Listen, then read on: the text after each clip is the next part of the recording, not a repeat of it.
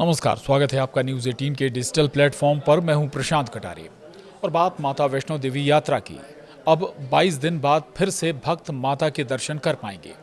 दरअसल माता वैष्णो देवी यात्रा मार्ग पर पिछले महीने भीषण लैंडस्लाइड हुआ था और इस हादसे में जान माल का बड़े पैमाने पर नुकसान भी हुआ था।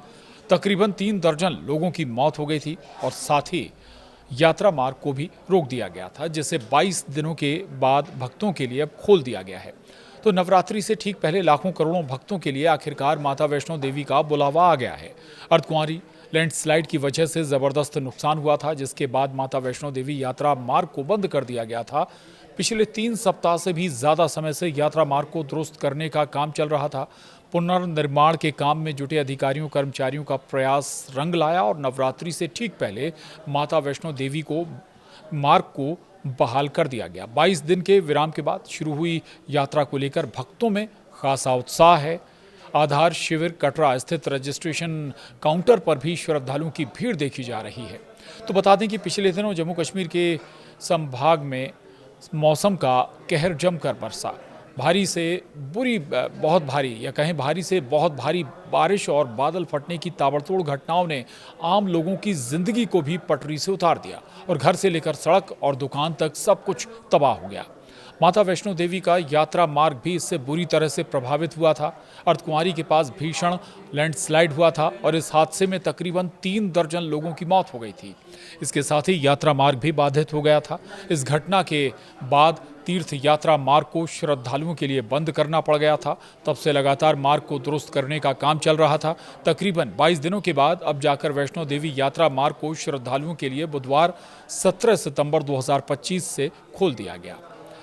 त्रिकुटा पहाड़ियों पर स्थित माता वैष्णो देवी मंदिर की तीर्थ यात्रा अनुकूल मौसम की स्थिति में बुधवार को फिर से शुरू हो गई है। श्राइन बोर्ड ने नवरात्रि से पहले देश और विदेश के लाखों करोड़ों श्रद्धालुओं को बड़ी खुशखबरी दी। बता दें कि ये तीर्थ यात्रा 26 अगस्त को स्थगित कर दी गई थी। इससे कुछ घंटे पहले ही मंदिर जाने वाले मार्ग पर एक बड़ा भूस्खलन हुआ था। इसमें 34 तीर्थयात्रियों की मौत हो गई थी और 20 अन्य घायल हो गए थे। इससे पहले ही श्री माता वैष्णो देवी श्राइन बोर्ड ने एक्स पर एक पोस्ट में कहा था कि जय माता दी, वैष्णो देवी यात्रा अनुकूल मौसम की स्थिति में 17 सितंबर 2025 से फिर से शुरू होगी। भक्तों से अनुरोध है कि वे आधिकारिक संचार माध्यमों के माध्यम से अपडेट रहें।